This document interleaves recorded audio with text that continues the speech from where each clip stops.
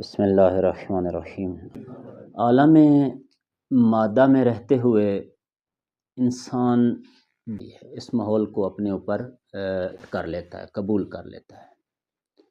لہٰذا ایک لمبا عرصہ اس سلسلے میں اس عالم مادہ میں رہتے رہتے اس کا عقیدہ اور ایمان یہ بن جاتا ہے کہ مادہ ہی ہے جو ہمارے معاملات کو، جو ہمارے مسائل کو حل کرتا ہے۔ فار ایگزامپل، عالم مادہ میں رہتے ہوئے انسان کو یہ یقین ہو جاتا ہے کہ پانی اس کی پیاس بجھاتا ہے، روٹی اس کی بھوک ختم کرتی ہے، آگ کے نزدیک جائیں گے تو وہ جلا دے گی، چاقو کاٹ کے رکھ دے گا۔ اسی طرح سے اور بہت ساری مثالیں۔ لیکن حقیقت عمل یہ ہے کہ انسان فقط اور فقط مادہ نہیں ہے، انسان مادہ اور معنویت کا مجموعہ ہے، کہ جس کی جیتی جاگتی مثال یہ ہے کہ مثلاً ہماری اپنی باڈی کے اندر، ہمارے اپنے وجود کے اندر ایک چیز ایسی ہے کہ جو مادہ نہیں ہے، وہ ایسی نہیں کہ جس کو چھوا جا سکے، جس کو دیکھا جا سکے، جس کو ٹچ کیا جا سکے، جس کو لمس کیا جا سکے، لیکن اس کے باوجود وہ چیز ہمارے اندر موجود ہے، کہ جس کے ہونے کی دلیل یہ ہے کہ جب تک وہ ہمارے وجود میں ہے، ہم دنیا میں چل رہے ہیں، پھر رہے ہیں، بول رہے ہیں، حرکت کر رہے ہیں، جو چاہتے ہیں مثلاً انجام دیتے ہیں، لیکن جیسے ہی وہ ایک نظر نہ آنے والی چیز ہمارے وجود سے جدا ہوتی ہے تو یہ باڈی ڈیڈ ہو جاتی ہے۔ لہٰذا عالم مادہ کے اوپر عالم ملکوت کو فوقیت حاصل ہے۔ عالم ملکوت یعنی وہ عالم جو دیکھا نہیں جا سکتا، چھوا نہیں جا سکتا، اس کو لمس نہیں کیا جا سکتا، لیکن اس کے باوجود ہے اور اس قدر پاورفل ہے کہ عالم مادہ اس کے سامنے یعنی کوئی حیثیت نہیں رکھتا، اس کے سامنے کوئی حیثیت نہیں رکھتا۔ مثلاً ہم نے دیکھا کہ ہمیشہ آگ جلاتی ہے، لیکن قرآن فرماتا ہے کہ ایک زمانہ ایسا آیا کہ یہی آگ جب اس کو عالم ملکوت سے امر ہوا تو جناب ابراہیم علیہ السلام کے اوپر نہ فقط یہ گلزار ہو گئی بلکہ سلام بھی اوپر سے جناب ابراہیم کے اوپر اس نے پڑھا، یا نارو کونی بردن و سلام علی ابراہیم۔ یہی آگ ابراہیم پہ گلزار ہو گئی اور ان کے اوپر درود و سلام پڑھتے ہوئے ابراہیم کو زندہ سلامت اپنے اندر سے واپس بھیج گیا کہ نمرود حیران رہ گیا۔ یہ وہ جگہ تھی یہاں پہ نمرود ابراہیم علیہ السلام کے سامنے جھک گیا، کبھی نہیں جھکا تھا جناب ابراہیم، لیکن جب اس نے دیکھا کہ اتنی بڑی آتش نمرود اس شخص کو کچھ نہیں کہہ رہی اور یہ شخص اس آگ سے زندہ سلامت خیر و عافیت واپس آ رہا ہے، اس وقت اس نے کہا کہ ٹھیک ہے ابراہیم، میں آپ کا اور آپ کے رب کا مقابلہ نہیں کرتا، لیکن مقصد ہے کہ آپ میری اسٹیٹ سے، میری سلطنت سے کہیں اور چلے جائیں اور وہاں پہ جا کے اپنے رب یہاں میں رب ہوں، یہاں میرا حکم چلے گا آپ کی۔ ہم نے دیکھا کہ آگ نے کچھ نہ کہا، ٹھیک ہے، آگ نے کچھ نہ کہا۔ مثلاً ہم دیکھتے ہیں کہ چھری کاٹتی ہے، عالم مادہ میں رہتے ہوئے ہم سمجھتے ہیں کہ چھری کا کام ہے کاٹنا، جب چلے گی کاٹ دے گی، جو چلائے گا کاٹ دے گی، لیکن جب عالم ملکوت سے اس کو امر ہوا، اسماعیل کے گلے پہ جناب ابراہیم نے پوری طاقت سے چھری چلائی، لیکن چھری نے نہ کاٹا۔ مطلب یہ ہے کہ عالم مادہ کے اوپر عالم ملکوت فوقیت رکھتا ہے، برتری رکھتا ہے۔ ہم نے دیکھا کہ مثلاً پانی کے اندر کوئی بھی جائے، وعلیکم السلام ورحمۃ اللہ، پانی اللہم صل علی محمد، پانی کے اندر کوئی بھی جاتا ہے، پانی کا کام ہے اس کو ڈبو دینا۔ فار ایگزامپل جو بھی بغیر ساز و سامان کے یا وسائل کے بغیر پانی اس کی جان لے لیتا ہے، اور پانی ایک لیکوڈ چیز ہے کہ جو بہرحال اگر اس میں مقدار میں، اپنی کوانٹٹی میں زیادہ ہے تو اس کو جو ہے کیا ہے، اس کو کوئی مثلاً اس کو کوئی چیر نہیں سکتا، پھاڑ نہیں سکتا پانی کو. لیکن ہم نے دیکھا کہ جب موسیٰ نے عصا پھینکا پانی میں تو نہ فقط ادھر کا پانی ادھر رک گیا، ادھر کا پانی ادھر رک گیا، بلکہ پانی تو رک ہی گیا، بیچ میں ایک ایسا رستہ بنا کہ جناب موسیٰ اپنا لشکر اور اپنے ساتھیوں کو لے کر دریا عبور کر گئے. جب اسی رستے کے اوپر فرعون چل کر آیا تو امر ربی ہوا، پانی آپس میں مل گیا اور وہ ڈوب کر مر گئے. تو کئی مقامات پر ہم نے دیکھا کہ عالم مادہ پر عالم ملکوت فوقیت رکھتا ہے، لیکن اس کے باوجود انسان چونکہ دنیا میں رہتا ہے اور مادی دنیا میں رہتا ہے، ہمیشہ یہی سمجھتا ہے کہ میرے مسائل کا حل، مثلا پیسہ زیادہ آئے گا تو میری مشکلیں حل ہو جائیں گی، مثلا اولاد زیادہ ہوگی تو میری جو ہے نسل زیادہ ہو جائے گی. کئی ایسے معاملات ہیں کہ جن میں انسان فقط اور فقط عالم مادہ پہ یقین رکھتا ہے، جبکہ اللہ فرماتا ہے، مولا فرماتے ہیں، مثلا ہمارے ہاں عالم مادہ کا نظام کیا ہے کہ جب آپ کے پاس پیسے کی قلت ہوتی ہے تو آپ کیا کریں، آپ پیسہ اگر جو آپ کے پاس موجود ہے اس کو بچا لیں، کیونکہ پیسے کی قلت ہے، کہیں زیادہ خرچ ہو گیا تو ہم ورشکستہ ہو جائیں گے، ہمیں پھر کہیں سے مانگنا پڑے گا، کچھ مشکلات آ جائیں گی. لیکن عالم ملکوت کیا کہتا ہے؟ عالم ملکوت کہتا ہے جب تمہارے اوپر غربت آئے آپ زیادہ سے زیادہ راہ خدا میں صدقہ دیں، آپ زیادہ سے زیادہ راہ خدا میں، یعنی اکنامکس کہتی ہے کہ جب پیسہ کم ہو جائے تو آپ نے اس کو بچانا ہے تاکہ لمبا عرصہ سروائیو کر سکیں.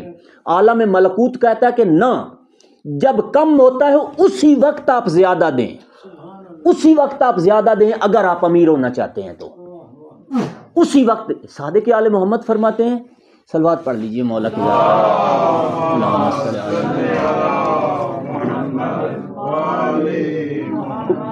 مولا فرماتے ہیں کہ جب میرے اوپر کوئی مشکل آتی تھی، کوئی مصیبت آتی تھی، رزق کی تنگی ہو جاتی تھی، میں اللہ تبارک و تعالیٰ سے ایک سودا کرتا تھا. سودا کیا کرتا تھا؟ میں سودا یہ کرتا تھا کہ میں راہ خدا میں صدقہ دے دیتا تھا، خدا میرے رزق میں اضافہ کر دیتا تھا. یعنی میں اللہ سے سودا کرتا تھا، میں راہ خدا میں صدقہ دیتا تھا، خدا میری مشکل کو حل کر دیتا تھا. لہٰذا دنیا کا جو نظام ہے وہ اور ہے، جو عالم ملکوت کا نظام ہے وہ اور ہے. ادھر کے قوانین بھی اور ہیں، ادھر کے قوانین اور ہیں. ہم اس دنیا میں رہتے ہوئے ہم ہمیشہ عالم مادہ پہ بھروسہ کرتے ہیں اور یہ سمجھتے ہیں کہ مثلا یہ مسائل اور یہ وسائل، یہ چیزیں ہماری مشکلیں حل کر دیں گی، جبکہ مشکلات کا حل ان کے ساتھ وابستہ نہیں، یہ فقط وسیلے ہیں. یہی گاڑی فار ایگزامپل میں نے لیے، میں ایک منزل پہ آپ کو لے کے جانا چاہتا ہوں، یہی گاڑی میری، یہی گھر میرا کیا ہے، یہ ایک وسیلہ ہے خدا تک پہنچنے کا. نہ میرا ہدف یہ گھر بنانا تھا اس دنیا میں آ کر، نہ میرا ہدف اور مقصد یہ گاڑیاں خرید کرنا تھا. یہ ایک سفر تک پہنچنے کا وسیلہ ہے. فار ایگزامپل مجھے لاہور جانا ہے، کراچی جانا ہے، تو میرے پاس مختلف وسیلے ہیں وہاں تک پہنچنے کے لیے. ہوائی جہاز میرے پاس ہے، گاڑی میرے پاس ہے، ٹرین میرے پاس ہے، مختلف وسیلے ہیں وہاں تک پہنچنے کے لیے. یہ وسیلہ ہے. اگر کوئی شخص کراچی جانے کے لیے جہاز میں بیٹھتا ہے اور جہاز کو اپنی منزل سمجھ لیتا ہے تو یہ آدمی سادہ ہے، یہ آدمی ابھی اپنی اس کی فکر جوان نہیں ہوئی ہے، میچور نہیں ہوا، یہ وسیلے کو مقصد سمجھ رہا ہے. جبکہ تھوڑی دیر کے بعد جہاز میں، جس جہاز میں بیٹھا ہے اور سمجھ رہا ہے کہ یہی میری منزل ہے جو مجھے مل گئی ہے، تھوڑی دیر کے بعد جیسے سفر ختم ہوگا اس کو اگر نہ بھی اترا تو اگلے زبردستی اتار دیں گے. جہاز تو گھر بنانے کی جگہ نہیں ہے، جہاز ایک سواری ہے جہاں پہ مسافر آتے ہیں، اپنا سفر کر کے چلے جاتے ہیں. اسی طرح عالم مادہ کے اندر ہم مسافر کی حیثیت سے ہیں، ہم نے ایک منزل تک پہنچنا ہے. یہ ساری چیزیں وسیلہ ہیں. بعض دفعہ یہی وسیلہ جس کو ہم اپنا مقصد اور اپنے لیے مفید سمجھ رہے ہوتے ہیں، یہی وسیلہ ہمارے اندازے کے خلاف ہو جاتا ہے. گاڑی خریدی تھی کہ مجھے پرسکون طریقے سے ایک منزل سے دوسری، وہی گاڑی میری مقتل گاہ بن جاتی ہے. ایکسیڈنٹ ہوا، وہی گاڑی میری مقتل گاہ بن گئی. ٹھیک ہے. گھر بنایا تھا کہ اس میں میں آسان زندگی گزاروں گا، خدا نہ کرے زلزلہ آیا، اسی چھت کے نیچے میری قبر بن گئی، اسی چھت کے نیچے وہ چھت اوپر گری اور وہی چھت میری. مطلب یہ ہے کہ عالم مادہ عالم مادہ اس کے قوانین اور ہیں، عالم ملکوت کے قوانین اور ہیں۔ اس مادی دنیا میں رہتے ہوئے انسان کو عالم ملکوت کو فراموش نہیں کرنا چاہیے۔ ہر وقت اس چیز کے اوپر اس کا یقین ہو کہ اس مادے کے اوپر عالم ملکوت فوقیت رکھتا ہے، عین اسی طرح جیسے اس جسم کے اوپر روح فوقیت رکھتا ہے۔ روح اگرچہ نظر نہیں آتی لیکن اتنی طاقت ہے اس کے اندر، اتنی اس کے اندر پاور ہے کہ جب تک وجود میں ہے وجود متحرک ہے، اس دنیا کے لیے، لوگوں کے لیے، عزیزوں کے لیے یہ مفید ہے۔ جیسے ہی وہ جدا ہوتی ہے، سارے عزیز، وہی عزیز جو اس پہ جان دینے کو تیار تھے، اپنے ہاتھ سے اٹھا کر منوں اور ٹنوں مٹیوں کے نیچے جا کے اپنے ہاتھ سے نیچے دے کے آ جاتے ہیں۔ ہمیں اس بات پر، عالم ملکوت پر یقین ہونا چاہیے، اور یقین ہونے کے بعد اس کے قوانین اور بتائے ہوئے فیصلوں پر یقین ہونا چاہیے۔ ہر وقت مادہ ہمارا مشکل کشا نہیں ہے، عالم ملکوت مادے کے اوپر غالب ہے۔ جب قدرت کی طرف سے امر آ جاتا ہے تو ہر شے جو ہے انسان کے لیے جو ہے یہ اس کے سیکورٹی گارڈ اور اس کے محافظ کا کام کرنے لگ جاتی ہے۔ فرماتے ہیں وَلِلَّهِ جُنُودُ السَّمَاوَاتِ وَالْأَرْضِ، زمین و آسمان کی ہر شے لشکر خدا ہے۔ میں یہ سمجھ رہا ہوں کہ جس اس صوفے پہ میں بیٹھا ہوں یہ بے جان ہے، میں اور آپ یہ سمجھ رہے ہیں کہ یہ پانی بے جان ہے، یہ در و دیوار بے جان ہے، لیکن قرآن کی زبان میں یہ سارے جاندار ہیں، ہر شے جاندار ہے۔ قرآن فرماتا ہے سبح للہ ما فی السماوات و ما فی الارض، زمین و آسمان کی ہر شے اللہ کی تسبیح کرتی ہے۔ تسبیح کون کرتا ہے؟ جو جاندار ہوتا ہے یا بے جان ہوتا ہے؟ زمین و آسمان کی ہر شے اللہ کی تسبیح کرتی ہے، اگرچہ ہمیں ان کی زندگی کا شعور نہیں ہے، لیکن یہ خدا کے سپاہی ہیں، یہ خدا کے فوجی، کائنات کی ہر شے لشکر خدا ہے۔ جب انسان عالم مادہ سے نکل کر عالم ملکوت پر ایمان رکھنے لگ جاتا ہے اور محکم ایمان رکھتا ہے، پختہ ایمان رکھتا ہے، اللہ تبارک و تعالیٰ کیا کرتے ہیں؟ اللہ تبارک و تعالیٰ یہ کرتے ہیں کہ اس پورے عالم کو انسان کی خدمت میں دے دیتا ہے خدا۔ جب انسان خدا کا تابع ہو جاتا ہے، عالم مادہ سے ماورا ہو کر عالم ملکوت کو حقیقت سمجھتا ہے اور اس کے اوپر پختہ ایمان کے ساتھ یقین رکھتا ہے اور اپنے خالق کی اطاعت میں چلا جاتا ہے، اس وقت خدا کیا کرتا ہے؟ سارے عالم کو انسان کا غلام بنا دیتا ہے، محافظ بنا دیتا ہے۔ وَلِلَّهِ جُنُودُ السَّمَاوَاتِ وَالْأَرْضِ، زمین و آسمان کی ہر شے لشکر خدا ہے۔ دوسری جگہ پہ قرآن میں فرماتے ہیں وَسَبَّحَ لِلَّهِ مَا فِي السَّمَاوَاتِ وَمَا فِي الْأَرْضِ، کائنات کی ہر شے اللہ کی تسبیح کرتی ہے۔ اسی طرح سورہ مبارکہ جمعہ میں ہم ہر جمعے میں جا کے سنتے ہیں یسبح للہ ما فی السماوات وما فی الارض، کائنات کی ہر شے اللہ کی تسبیح کرتی۔ میں اور آپ یہ سمجھ رہے ہیں کہ مثلا یہ صوفہ، یہ دیواریں، یہ دروازے یہ بے جان ہیں، جبکہ قرآن کی زبان میں یہ سب جاندار ہیں، ان کی حیات کا ہمیں شعور نہیں ہے۔ یہ اللہ کی تسبیح کرتے ہیں، یہ ذاکر خدا ہیں، یہ عابد خدا ہیں۔ علامہ طباطبائی فرمایا کرتے تھے کہ آپ کو معلوم ہے مفسر قرآن ہے علامہ طباطبائی فرمایا کرتے تھے کہ یہ کائنات کی اشیاء جب تسبیح خدا کرتی ہیں تو مجھے رات کو ان کی آوازیں سونے نہیں دیتی۔ کائنات کی چیزیں جب اللہ کی عبادت کرتی ہیں، ان کی عبادت کی آواز مجھے رات کو نہیں سونے دیتی۔ مطلب کیا ہے؟ مطلب یہ ہے کہ جس کے پاس سننے والے کان ہوتے ہیں وہ سن رہے ہوتے ہیں ان کی آوازیں۔ اقبال کیا اپنے بیٹے کو لکھ رہے تھے، جاوید اقبال کو، کہ خدا اگر دل فطرت شناس دے تم کو، سکوت لالا و گل سے کلام پیدا کر، نیا زمانہ نئی صبح و شام پیدا کر، دیار عشق میں اپنا مقام پیدا کر۔ اقبال عارف تھے، اقبال کا عرفان دنیا میں پڑھایا جاتا ہے مختلف جگہوں پر۔ یعنی کیا؟ اقبال اسی آیت کی تفسیر میں یہ بات کر رہے تھے کہ میرے بیٹے کائنات کی ہر شے بولتی ہے، زبان رکھتی ہے، ذکر خدا کرتی ہے۔ یہ آپ پہ ڈیپینڈ کرتا ہے، کیا آپ اپنے آپ کو اس منزل پہ، اس مقام پہ پہنچا سکتے ہیں کہ آپ ان سے ہم کلام ہو سکیں اور ان کی باتوں کو سمجھ سکیں اور ان سے باتیں کر سکیں۔ سکوت لالا و گل سے کلام پیدا کر، مطلب کیا ہے؟ یہ چیزیں بے جان نہیں ہیں، یہ جاندار ہیں، یہ اللہ کی تسبیح کرتی ہیں۔ لہٰذا علامہ طباطبائی فرمایا کرتے تھے کہ جو کائنات کی اشیاء جو ہیں یہ جب اللہ کی عبادت کرتی ہیں، ان کی آوازیں مجھے سونے نہیں دیتی. گویا ہمارے کانوں کے اوپر ابھی پردہ ہے اور وہ پردہ سبب بنتا ہے، حائل ہوتا ہے کہ ہمیں ان کی آوازیں سمجھ میں نہیں آتی. اور وہ پردہ کس کا ہے؟ اور بزرگ علماء فرماتے ہیں وہ ہمارے گناہوں کا پردہ ہے. بعض دفعہ گناہ ہم عمدن کرتے ہیں، بعض دفعہ ہم خود نہیں کر رہے ہوتے. جس معاشرے میں رہتے ہیں وہ معاشرہ گناہ آلودہ ہوتا ہے. اس معاشرے کی آلودگی سبب بنتی ہے کہ ہمارے کانوں کے اوپر وہ پردہ پڑ جاتا ہے کہ جس کی وجہ سے ہم ان کی آوازیں نہیں سن سکتے. مثلاً مولا سے کسی نے عرض کیا، مولا اگر انسان گناہ نہ کرے لیکن گناہ کا خیال آ جائے تو اس کے حق میں گناہ لکھا جائے گا؟ مولا نے فرمایا نہ، ایسا نہیں ہے. دین اسلام میں آپ گناہ کا سوچیں تو گناہ نہیں لکھا جاتا، نیکی کا سوچیں تو نیکی لکھی جاتی ہے.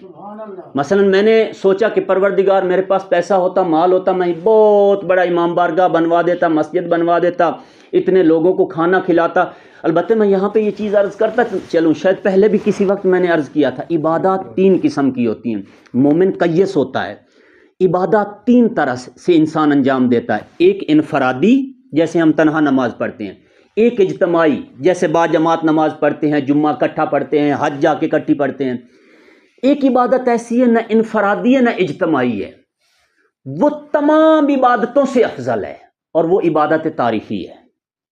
عبادت تاریخی کیا ہے؟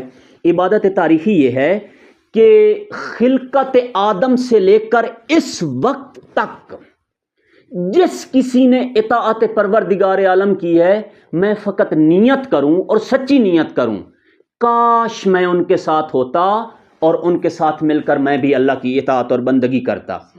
تو پروردگار عالم خلقت آدم سے لے کر اس وقت تک تمام عابدین کی عبادت میں مجھے اور آپ کو شریک کر لے گا. مثلا ہم زیارت عاشورہ میں کیا پڑھتے ہیں کہ یا ابا عبداللہ، اگر ہم کربلا کے میدان میں ہوتے، فیا لیتنی کنا معکم فنفوز فوزا عظیما، کاش ہم بھی کربلا کے میدان میں ہوتے تو ہم آپ کے ساتھ اسی فیض اور کمال تک پہنچ جاتے جس پہ آپ. مولا فرماتے آپ کا فقط یہ ارادہ کر لینا، پروردگار عالم بروز محشر آپ کو کربلا کی شہیدوں کے ثواب میں شریک کرے گا. امیر المومنین جنگ جمل کے بعد، جمل کے جو کشتگان تھے، قتل ہوئے وہ لوگ تھے، ان کی لاشوں میں چل رہے تھے.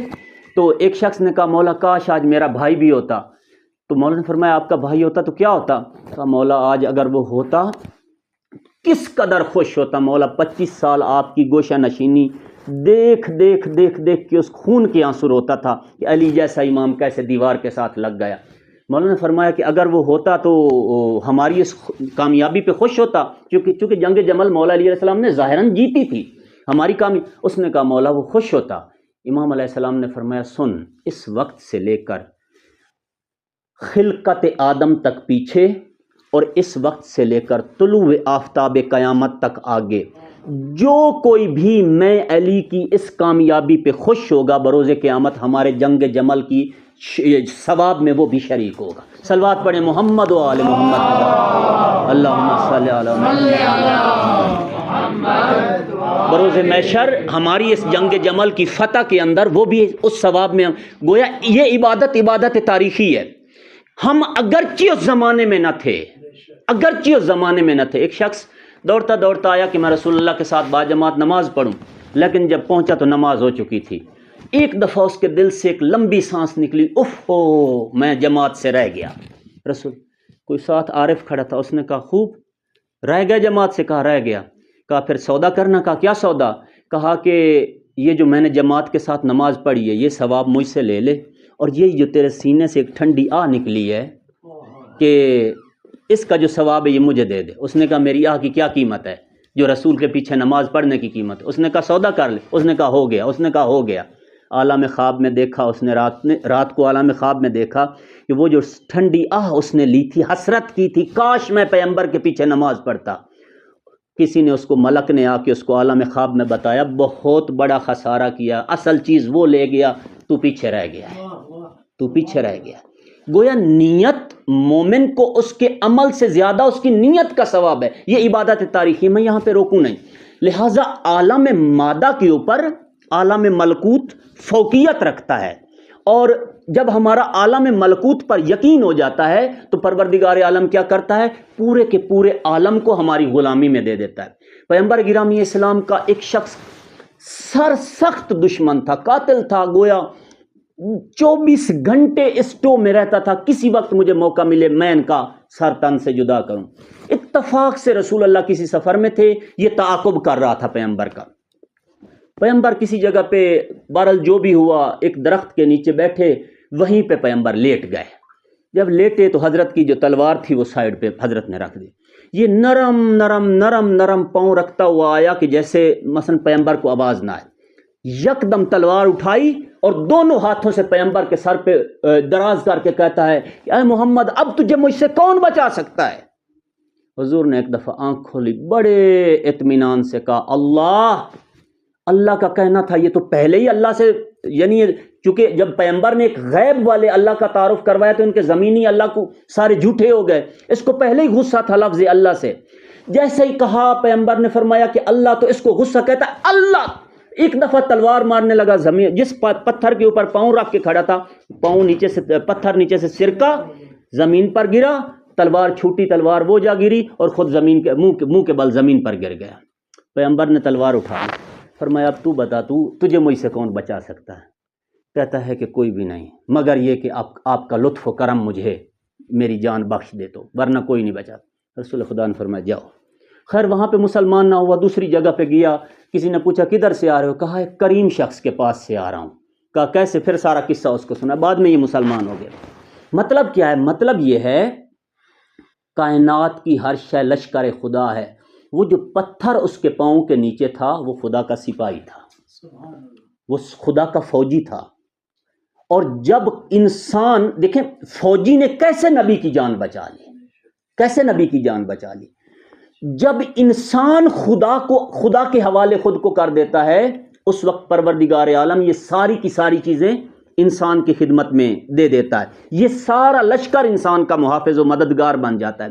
ضرورت اس امر کی ہے آدمی عالم مادہ سے نکل کر عالم ملکوت پر یقین رکھے اور پختہ یقین رکھے۔ ممکن ہے بعض دفعہ آپ اتنی بڑی مشکل میں ہم اور آپ گر جائیں کہ پتہ چلے کہ چاروں طرف سے دروازے بند ہو گئے ہیں، لیکن پھر بھی فارسی زبان میں کہتے ہیں در نا امیدی بسی امیدس پایان شب سیاہ سفیدست، جہاں پہ تمام امیدیں منقطع ہو جاتی ہیں اور ختم ہو جاتی ہیں وہاں پر بھی ایک امید ہوتی ہے، اور وہ اسی طرح ہوتی ہے جیسی کالی سیاہ رات کے سینے سے سفید دن نکل آتا ہے، اسی طرح سے مشکلات اور مصائب کے اندر سے کوئی نہ کوئی ایسا رستہ نکل آتا ہے کہ انسان کی مشکلات جو ہے وہ چلی جاتی۔ صلوات پڑھیں محمد و آل محمد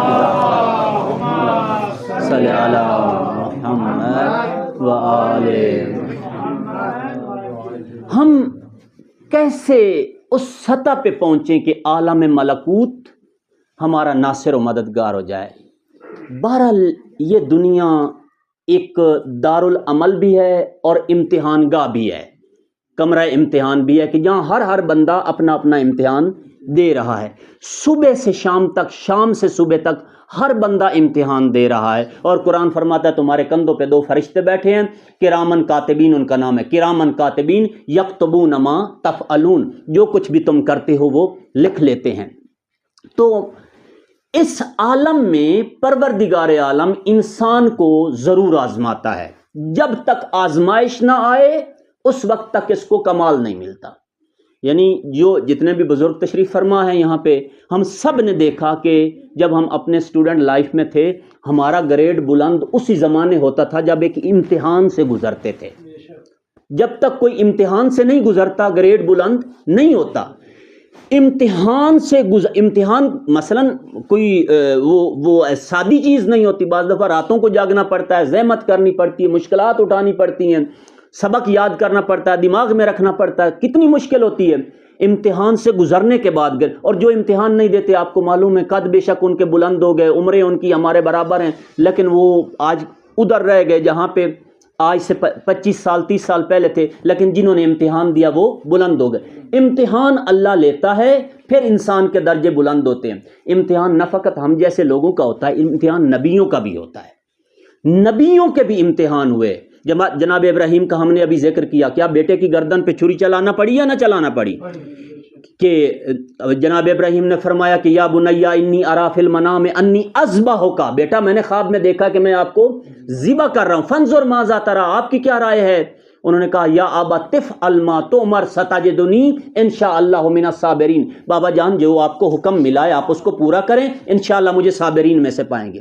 جناب ابراہیم نے امتحان دیا، آتش نمرود میں گرے امتحان دیا، موسیٰ نے امتحان دیا، عیسیٰ نے امتحان دیا، یعقوب علیہ السلام نے اتنا بڑا امتحان دیا کہ رو رو کر بیٹے کی جو ہے جدائی میں آنکھیں سفید ہو گئیں۔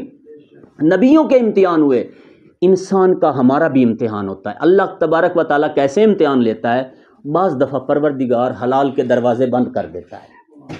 حلال کے، میں فقط عالم ملکوت کس طرح آپ کی اور میری مدد کرتا، میں اس نقطے پہ لے آ کے اپنی گفتگو کو پایا تکمیل۔ عالم ملکوت کی مدد کیسے انسان کو میسر آتی، کب میسر آتی ہے؟ اچھا ہوتا کیا ہے، اللہ تبارک و تعالی حلال کے دروازے بند کر دیتا ہے، حرام کے دروازے کھول دیتا ہے، انسان کی جو ضرورت ہوتی ہے اس کو شدید کر دیتا ہے، نیڈ اس قدر بڑھا دیتا ہے کہ انسان سمجھ رہا، فار ایگزامپل میری بچے بیمار ہیں، میری بچی بیمار ہے، میرے پاس کوئی اب ذریعہ نہیں ہے پیسہ حاصل کرنے کا، بیٹی کا ہاسپٹل میں آپریشن ہے، ایک طریقے سے میں پیسے حاصل کر سکتا ہوں کہ کوئی جھوٹی گواہی دے دوں، کوئی جھوٹی رشوت لے لوں، کوئی حرام کے دروازے کھلے ہیں، ہر طرف سے حرام کے دروازے کھلے ہیں، حلال کا دروازہ بند ہو گیا۔ فار ایگزامپل میں جوان ہوں، مجھے شادی کی ضرورت ہے، حرام کے دروازے کھلے ہیں، موبائل کے ایک ٹچ کے نیچے، ایک پور کے نیچے 10 دروازے کھلے ہیں، لیکن ادھر سے شدت ہے، ضرورت ہے، جسم کی تقاضا ہے۔ یہ جذبات انسان کے بھوک اور پیاس اور نیند کی طرح ہوتے ہیں، ان کو روکنا جیسے یعنی انسان کو پیاس لگتی ہے پانی کی، جیسے بھوک ہوتی، اسی طرح سے انسان کے جسم کے اندر یہ پروردگار عالم نے ایک نیچرل، ایک فطری ضرورت رکھی ہے، لیکن کیا ہے حلال کے دروازے بند ہیں۔ جو ہمارے معاشرے کے رسم و رواج ہیں ان کے پیش نظر نہ ابھی گھر ہے تیار، نہ پیسہ موجود ہے، نہ سامان کے لیے، نہ شادی کا ولیمے کا اہتمام ہے، حلال کے دروازے بند ہیں، نہ آگے سے رشتہ میسر ہے، حرام کے دروازے کھلے ہیں۔ پروردگار عالم یہیں پہ آزماتا ہے، یہی آزمائش ہے، حلال کا دروازہ بند، حرام کا دروازہ کھلا، اللہ نے روکا خبردار حرام کی طرف نہیں جانا، میں اللہ تجھے روک رہا ہوں، حرام کی طرف نہیں جانا، یہیں پہ میرا امتحان ہے۔ اگر میں اس امتحان میں کامیاب ہو جاتا ہوں تو ملکوت میری خدمت میں آ جائے گا، اگر میں اس امتحان میں ناکام ہو جاتا ہوں تو امتحان آیا تھا مجھے بلند کرنے کے لیے، میں بجائے اس کے کہ بلندی کی طرف نہیں گیا، میں الٹا زمین کی طرف نیچے چلا گیا ہوں۔ مثلا میں ایک واقعہ تاریخ سے بلکہ قرآن سے آپ کی خدمت میں عرض کروں۔ جناب یوسف علیہ السلام کی زندگی میں بہت سارے امتحان آئے تھے، بھائیوں نے کنووں میں ڈالا امتحان، بردہ بن کے مصر کے بازاروں میں آ کے بکا امتحان، اتنا عرصہ پطیفہ کی جو ہے خدمت محل کے اندر کی امتحان، لیکن وہ جو زلیخا والا امتحان تھا وہ زندگی میں ایک ہی دفعہ ہے۔ اس طرح کے امتحان زندگی میں ہمیشہ نہیں آتے، بعض دفعہ آتے ہیں، انہی کے اوپر ہماری پوری تقدیر جو ہے لکھی ہوئی ہوتی ہے۔ اگر انسان ایسے امتحان میں کامیاب ہو جاتا ہے تو بلند ہو جاتا ہے، اگر ایسے امتحان میں نیچے چلا جاتا ہے تو پھر نیچے چلا جاتا ہے۔ جو زلیخا کا امتحان تھا وہ ایک ہی دفعہ جناب یوسف کی زندگی میں آیا۔ کیسا امتحان تھا؟ یوسف اپنی آنکھوں سے دیکھ رہے تھے، قرآن کی اصطلاح یہ ہے وَغَلَّقَتِ الْأَبْوَابُ وَقَالَتْ هَيْتَ لَكَ۔ یوسف دیکھ رہے تھے کہ یہ دروازے پہ دروازہ، دروازے پہ دروازہ، دروازے پہ دروازہ، نہ فقط ان کو کنڈی لگا رہی ہے بلکہ تالے لگا رہی ہے۔ وَغَلَّقَتِ الْأَبْوَابُ وَقَالَتْ هَيْتَ لَكَ، کہ اس نے تالوں پہ تالے لگا دیے دروازوں کو، اور جب آخر پہ اس نے کہا وَقَالَتْ هَيْتَ لَكَ، کہا یوسف میں تیرے لیے تیار ہوں، تیرے لیے آمادہ ہوں۔ یوسف جوان ہے، یوسف نے ابھی ازدواج نہیں کی، شادی نہیں کی۔ نبیوں کو بھی، نبی چونکہ انسان کامل ہوتے ہیں، ان کے اندر ہر جنبہ اپنے کمال تک پہنچا ہوا ہوتا ہے، احساسات کا، جذبات کا، محبت کا، عبادت کا، علم کا، شجاعت کا، شرافت کا، ہر جنبہ۔ جو کہتے ہیں نا نبیوں کو تکلیف نہیں ہوتی، ان کو اصل میں نبی کی معرفت نہیں ہوتی کہ نبی کو تکلیف ہوتی ہے یا نہیں۔ نبی کو جتنی تکلیف ہوتی ہے کسی کو بھی نہیں تکلیف ہوتی۔ میں اور آپ انسان کامل نہیں ہیں، ہماری تکلیف یعنی کوئی بیٹا فوت ہو جائے، بھائی فوت ہو جائے، ہم ایک سطح تک، چونکہ کامل نہیں ہے، انسان کامل نہیں ہے، ایک سطح تک ان کی تکلیف ہوگی، لیکن جو نبی ہوتا ہے چونکہ انسان کامل ہوتا ہے ان کی تکلیف بھی کمال تک پہنچی ہوئی ہوتی ہے۔ لہٰذا جناب یوسف کو زلیخا کا اپنے آپ کو دعوت دینا، جناب یوسف نے کیا کر سکتے تھے؟ یوسف اپنی آنکھوں سے دیکھ چکے ہیں کہ تالے لگ گئے ہیں، کیا کر سکتے تھے؟ یہاں پہ اس مقام پہ یوسف علیہ السلام کیا کر سکتے تھے؟ ایک ہی کام کر سکتے تھے، اور وہ یہ، یوسف تیرا کام ہے بندگی کرنا، تو اپنی بندگی کر، ٹھیک ہے، اگلے کام اس کے ذمہ چھوڑ دے جو کائنات کا خالق و مالک ہے۔ یوسف ایک ہی کام کر سکتے تھے کہ اس ماحول سے بھاگ پڑیں اور نکل جائیں، اور یوسف بھاگ پڑے۔ یوسف تو آپ نے خود نہیں دیکھا تالے لگے ہوئے ہیں، بے شک لگے رہیں، میرا کام بندگی کرنا ہے۔ نتیجہ کیا نکلا؟ جناب یوسف بھاگے، تالے ٹوٹتے گئے، دروازے کھلتے گئے، تالے ٹوٹتے گئے، دروازے کھلتے گئے، یہاں تک کہ آخری تالا ٹوٹا، دروازہ کھلا۔ جب جناب یوسف باہر نکلے تو آگے زلیخا کا شوہر پطیفہ کھڑا تھا۔ فرمایا یوسف تو نے حق کے بندگی ادا کر دیا، میں اگر 4 تالے نہ توڑ سکوں میں خدا کے کس بات کا ہوں؟ میں اگر 4 تالے نہ توڑ سکوں میں خدا کس چیز کا ہوں؟ تو نے مطلب کیا ہے؟ میں یہ کہنا چاہتا ہوں جب انسان پہ مشکلات آتی ہیں انسان حق کے بندگی ادا کرے، عالم ملکوت آپ کی خدمت میں آ جاتا ہے، عالم ملکوت آپ کی خدمت میں ضروری امر یہ ہے کہ انسان مشکلات میں، حلال کے دروازے بند ہیں، حرام کے دروازے کھلے ہیں، ابلیس کہہ رہا ہے کر لے، سارے تو کرتے ہیں، آپ کر لیں گے کون سا آسمان ٹوٹ کے زمین پہ گر جائے گا؟ آپ بھی کر لیں، سارا جہان نہیں کرتا، لیکن یہاں پر بھی اپنے اللہ کو اپنی نظروں کے سامنے حاضر و ناظر سمجھ کر ذرہ برابر پروردگار عالم کی معصیت نہیں کرتا۔ یہی وہ نقطہ عطف ہے، یہی وہ نقطہ ہے کہ جہاں پہ انسان یا بلند ہو کر ملائکہ سے اوپر بن جائے گا یا پست ہو کر حیوانوں سے نیچے چلا جائے گا۔ اقبال نے فرمایا نا، فرشتوں سے بہتر ہے انسان بننا مگر اس میں لگتی ہے محنت زیادہ۔ یہی وہ جگہ ہوتی ہے کہ حلال کا دروازہ بند، حرام کا دروازہ کھلا، ضرورت شدید، لیکن اس کے باوجود انسان پروردگار عالم کی اطاعت کرتا ہے، عالم ملکوت انسان کی خدمت میں آ جاتا ہے۔ اور جب عالم ملکوت انسان کی خدمت میں آ جاتا ہے وہ اس زمین سے اور اس کے مادی سسٹم سے بہت بلند ہو جاتا ہے۔ ہمارے ائمہ کی یہی خصوصیت تھی، ان کے پاس دولت کے انبار نہ تھے، ان کے پاس زمانے کے مثلاً زیور و آلات و محلات و نوکر و چاکر نہ، آپ کے سامنے کس قدر سادی زندگی تھی امیر المومنین کی، کس قدر سادی زندگی تھی پیغمبر گرامی اسلام۔ کون سی چیز ہے کہ آج 1400 سال گزر جانے کے باوجود بھی وہ قلوب پر حکومت کر رہے ہیں؟ نہ فقط جسموں پہ حکومت ہے اہل بیت عصمت و طہارت کی، بلکہ کیا ہے، لوگوں کے دلوں پر اور قلوب پر حکومت ہے۔ وجہ یہ تھی کہ عالم کے مشکلات میں بھی، مصائب میں بھی نہ فقط انہوں نے صبر نہیں کیا بلکہ انہوں نے شکر کیا ہے۔ ہم کیا کرتے ہیں؟ ہم مشکل میں صبر کرتے ہیں، اہل بیت عصمت و طہارت اس طرح کی مشکل مقامات پہ صبر نہیں، شکر کرتے ہیں۔ یعنی کربلا کے میدان میں مظلوم کربلا کیا فرما رہے ہیں؟ سارے اصحاب شہید ہو چکے ہیں، سارے انصار شہید ہو چکے ہیں، اہل بیت کے جو خاندان بنی ہاشم کے لوگ ہیں شہید ہو چکے ہیں، گویا اپنے بچوں کے جنازے اٹھا چکے ہیں، اکبر کا جنازہ اٹھا چکے ہیں، اون و محمد کے جنازے اٹھا چکے ہیں، عباس کے کٹے ہوئے بازو اٹھا چکے ہیں، لیکن اس کے بعد بھی فرماتے ہیں کہ جب تک وہ تنہا رہ گئے حسین کربلا کے میدان میں تو بھی آسمان کی طرف رخ کر کے کہتے ہیں الہی رزم بقضائک تسلیما لامرک لا معبود سواک یا غیاث المستغیثین۔ میں صبر نہیں، صابر نہیں، راضی ہوں، رزم بقضائک، میں تیری تقدیر پہ راضی ہوں میرے مولا، رزم بقضائک تسلیما لامرک، تیرے امر کے سامنے سر تسلیم خم ہوں، لا معبود سواک، تیرے سوا کوئی کائنات میں معبود نہیں، یا غیاث المستغیثین، اے فریاد رسوں کی فریاد سننے والے اور اپنے بندوں سے بہت جلدی راضی ہو جانے والے خدا۔ اہل بیت عصمت و طہارت نے ہمیں یہ سبق دیا ہے، جب کبھی مشکلات حد سے بڑھ جائیں وہیں پہ آپ کا امتحان ہو رہا ہوتا ہے۔ جب امتحان ہو رہا ہوتا ہے وہاں پہ اگر اہل بیت کو ہم فالو کرتے ہیں اور ان کے شیعہ اور ماننے والے ہیں، نہ فقط ہم نے وہاں پہ صبر کرنا ہے بلکہ کیا کرنا ہے، وہاں پہ شکر کرنا ہے، وہاں پہ شکر کرنا ہے۔ کیوں؟ اس لیے کہ میرا کریم اللہ مجھے دیکھ رہا ہے، میں اس کی نظروں کے سامنے ہوں، اور یہ پورا عالم لشکر خدا ہے۔ اگر میرے لیے حیات باقی ہوتی، عالم کا کوئی ایک ذرہ اٹھتا اور میرا محافظ بن جاتا۔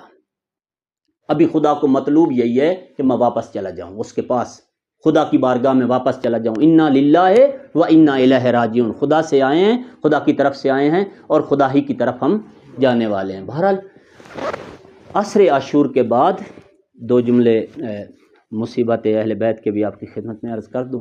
گفتگو میری پوری ہو گئی، پیغام جو میں نے عرض کرنا تھا، جو بات عرض کرنی تھی، شاید میں نے وہ پہنچا دی ہے۔ اللہ تعالی ہمیں اس پہ عمل کرنے کی توفیق دے اور ہم عالم مادہ پر عالم ملکوت کو فوقیت ترجیح دیں، اور یہ مانے کہ یہ وسائل جو ہیں یہ ایک حد تک ہمارے ناصر و مددگار ہیں، اصل نصرت پروردگار عالم کرتا ہے۔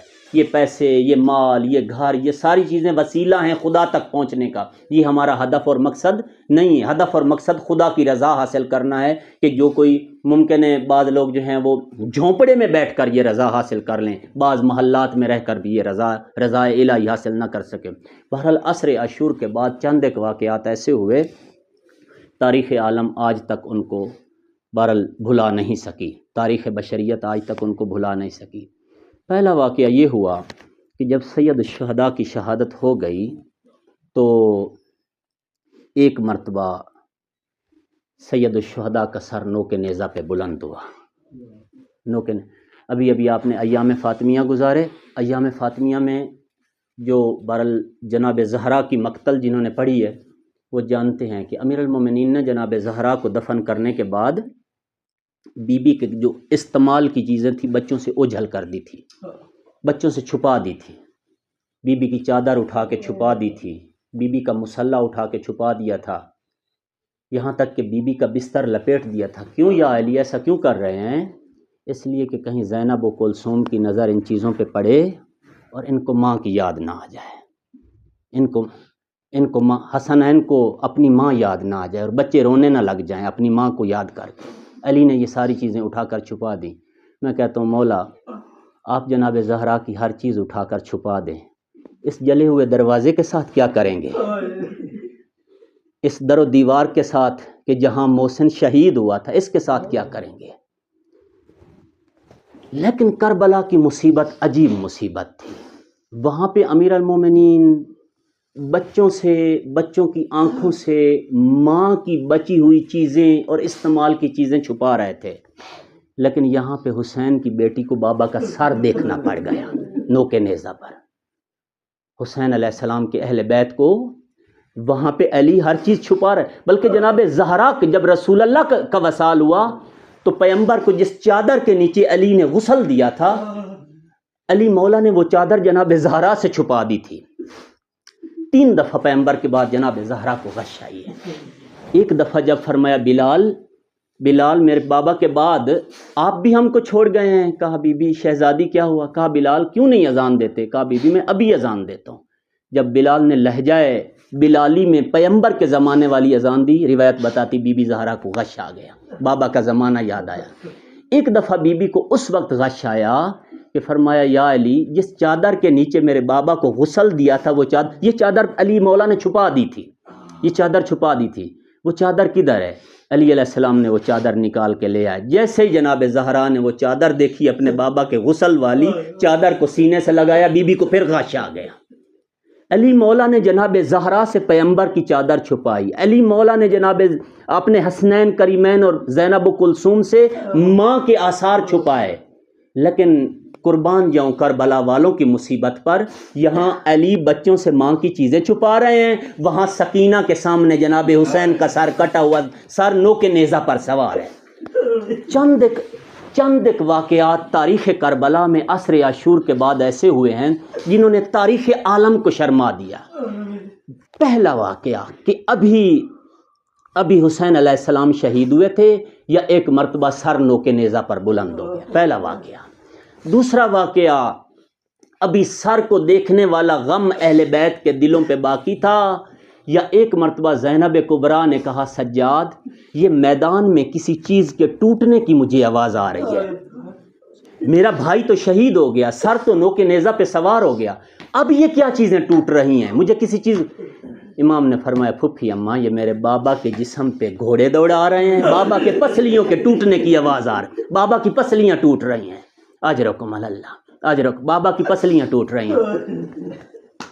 اب یہ عالم اہل بیت کو بھولا نہ تھا، یا ایک ملعون آیا اور حسین علیہ السلام کے لاشے پہ آ کے اس نے دیکھا کوئی چیز ہے جو میں لوٹ سکتا ہوں، اور کوئی چیز نظر نہ آئی، ایک انگشتر میرے مولا کے ہاتھ میں نظر آئی کہ ابھی میرے مولا کی انگلی میں وہ انگوٹھی تھی، ملعون نے انگلی سے اتاری نہیں بلکہ ایک خنجر نکالا، وہ انگلی کاٹ کر ساتھ لے گئے، پستی کی اس قدر انتہا، انگلی کاٹ کر۔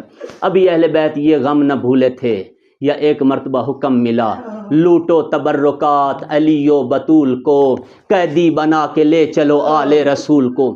آپ کو معلوم ہے کہ عاشور کے دن حسین علیہ السلام نے ان کوفیوں اور ان شامیوں کے خوف کی وجہ سے کہ کہیں یہ پیچھے سے خیموں پہ حملہ نہ کریں، خیموں کے چاروں طرف پیچھے سے جو ہے گڑھا کھدوا کے آگ جلا دی تھی، آگ لگا دی تھی تاکہ یہ پیچھے سے حملہ نہ کریں۔ ایک ہی رستہ تھا باہر نکلنے کے لیے، ایک ہی رستہ تھا۔ جب فوج اشکیا خیام کے اوپر آ کر ٹوٹی اور انہوں نے آ کر خیموں کو آگ لگائی، اہل بیت کے کئی بچے جلتی ہوئی آگ سے جب باہر نکلنے لگے تو گھوڑوں کے سموں کے نیچے آ کر شہید ہو گئے۔ جناب سکینہ فرماتی ہیں، سکینہ بنت الحسین فرماتی ہیں، بلکہ حمید ابن مسلم روایت کرتا ہے، میں نے دیکھا ایک بچی ہے جس کے دامن کو آگ لگی ہوئی ہے، میں آگے بڑھا، بچی نے مجھے دیکھا تو اور بھاگنا شروع کر دیا، میں آگے بڑھا، میرے پاس تھوڑا سا پانی تھا، میں نے بچی کے جلتے ہوئے دامن پہ پھینکا، آگ بجھ گئی۔ بچی موڑ کے میری طرف دیکھتی ہے، پوچھتی ہے کیا آپ ہمارے ساتھ ہیں یا ہمارے دشمنوں کے ساتھ؟ حمید ابن مسلم نے کربلا میں کوئی ظلم نہیں کیا، اس نے بعد میں تاریخ کربلا لکھنے میں مدد کی ہے، اس نے سب سے زیادہ روایتیں دی ہیں۔ کہا بی بی نہ آپ کے ساتھ ہوں نہ آپ کے دشمنوں کے ساتھ۔ بی بی فرماتی کیا آپ مسلمان ہیں؟ کہا ہاں میں مسلمان ہوں۔ فرمایا کیا قرآن پڑھے ہوئے ہیں؟ کہا ہاں میں قرآن پڑھا ہوا ہوں۔ بی بی نے فرمایا کیا قرآن میں پڑھا ہے فَأَمَّا الْيَتِيمَ فَلَا تَقْهَرْ وَأَمَّا السَّائِلَ فَلَا تَنْهَرْ، کہ جب کوئی سوالی تم سے سوال کرے تو اس کو خالی نہ لوٹانا اور یتیم کے اوپر قہر نہ کرنا۔ کہا ہاں بی بی میں نے پڑھا ہوا ہے۔ بی بی فرماتی انا یتیمۃ الحسین، میں حسین کی یتیم بیٹی ہوں، سوالی بن کے ایک سوال کرتی ہوں۔ حمید کہتا ہے بی بی کیا سوال ہے، کیا سوال ہے؟ بی بی فرماتی ہے مجھے نجف کا رستہ بتا۔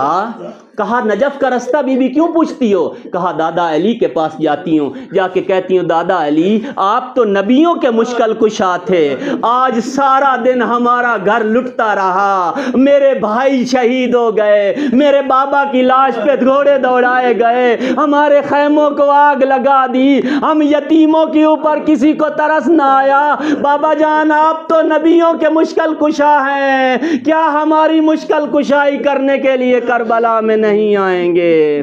وَسَيَعْلَمُ الَّذِينَ ظَلَمُوا أَيَّ مُنْقَلِبٍ يَنْقَلِبُونَ۔